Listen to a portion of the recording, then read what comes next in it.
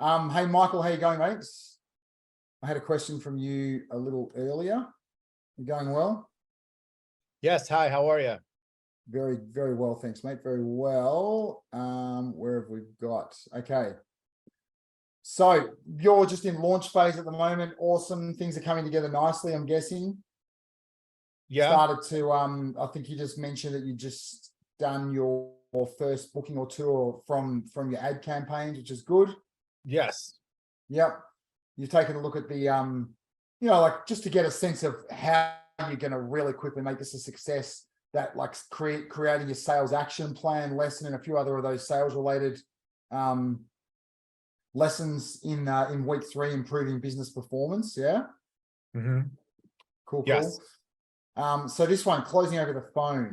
Good question. So what are we talking? Are we talking like someone who's booking like a scheduled tour or a private tour? What's the deal?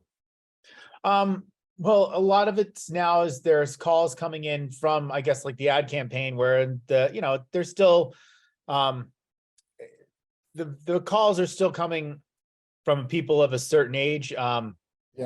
They're still not, I guess, reluctant to just do it themselves and set everything in. Some of these people, like this person I booked today, everything they did, they were still dealing with like an old school travel agent.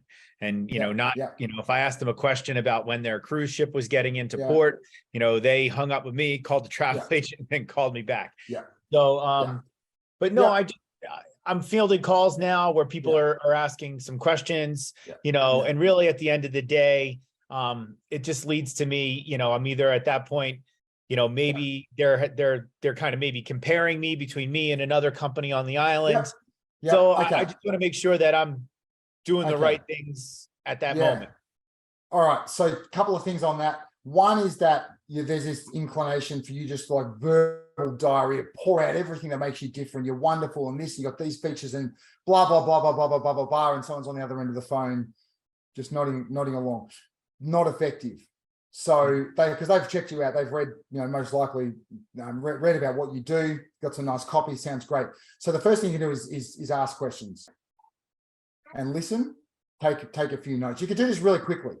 Look, if you're selling a $159 tour, it's probably not viable to spend 15 minutes on the phone or 20 minutes trying to convert every single bit. If you're selling a private tour, a little bit of a different story. You can refine this process, but ultimately asking questions and listening is a really powerful sales tool. Obviously, you've had a good look at what we do. You've read our tour descriptions. So a couple of questions for you. What do you want out of the experience? What's something that you didn't enjoy, like in a previous? So that's probably not a great one. But my last person was actually like a classic case of I guess the process you're trying to tell me. So got on the phone with her, went through some things, and then she started, telling me what she's heard about, what she'd want to do, and then she just went right. She was easy. She went right down to say like, I don't want to be on a bus experience. I don't want this. I don't want that. I'm not looking for this.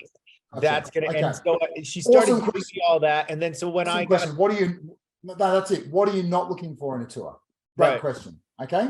So she kind of dumped a lot of that on me. And then at that point, I was able to kind of guide her to what I thought would be the best tour for her. Well, I haven't. So the questions, because you're going to see some trends and common themes when you're having these conversations. So you might have extracted 2 or 3 questions. That's a great one. You just got it then. What are you not looking for in a tour? Okay. Right. You've already sold yourself halfway because she's on a call with you. She checked out what you do. Point is I'm more like your ads. So then ask a couple of questions, really probing, meaningful questions that like, oh, wow, this guy really actually is asking the right questions. So then just craft a 30-second, 1-minute response based on that, okay? So, okay, here's what I can do for you. What you're going to get is this. What you're not going to get is this and this. And how does that sound to you? She's like, that sounds great. Okay, perfect. Look, what I'm going to do for you, and this is where like it won't sound pushy. What I do, not what I'm going to do just for you because I just decided it, but what I do on these short discovery calls, you might call it something else, okay? I offer a small discount. So the tour price is $199, $7.99, whatever it is. But on these calls, I offer, what I call one, and I'll do the same thing, call a decision makers discount or something like that. So I offer 20%. Okay. So basically you're welcome to book my tour anytime down the line. Tomorrow, the day after that, it's going to cost you $9.99. If you want to commit today with a 20% deposit, $7.99. Totally your choice. You're more than welcome to book anytime you like. But if you want to jump in today, like while I'm on the phone, it's going to cost you $7.99. Okay, so it's not pushy, and you're stressed. You come back at any time you like. I don't mind. But if you want to book now, this is what I'm going to do for you. Okay. Yes, makes sense. And then so obviously you need to have a payment link ready, right? And then the next thing you do is say nothing. Don't fill any spaces. Just say nothing. Let them talk. Okay. All right. And then you might be able to shoot down an objection. All right. So, look, I've got to talk to my husband. It could be after she's verbal diarrhea, but you don't try to push it. Don't try to just say nothing. Look, that's totally fine. But, from my experience, there's nothing that my wife would love more than a little surprise on, and to have someone just take control of the actual doing side of things. I'm sort of, by what I'm hearing here, it seems like you're in that kind of, now I get it. I travel a lot. You know what I mean? So just something to relate and shoot down an objection without, again, being pushy. So, and then at worst, she says, look, I've just got to talk to my husband and, blah, blah, blah, blah, blah. You're like, look, I get it. It's, it's important to include your loved one and the person who shares your budget, whatever it is. Look, that's fine. I've got to be consistent. I can't, offer you this because down the line, but look, here's what I'll do. If you want an hour just to have a think about it, that's totally fine. I'll honor it for the next hour. Take your time, have a chat with your husband. I'll just shoot you a quick message so you've got have something pre-prepared you can send over. Anyway, so that process, it may sound lengthy, but that could all happen in 15 minutes. Right.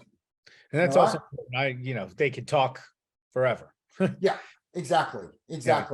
But also you having the ability to subtly, professionally cut someone off and just make them mindful of the fact you are pretty busy. You've got a lot of people who want to take your tours and you don't have the time to spend, and, specify a time limit at the start of the call. I do these 10-minute calls because, you know what I mean? So something like that they're aware of that at the start. Okay.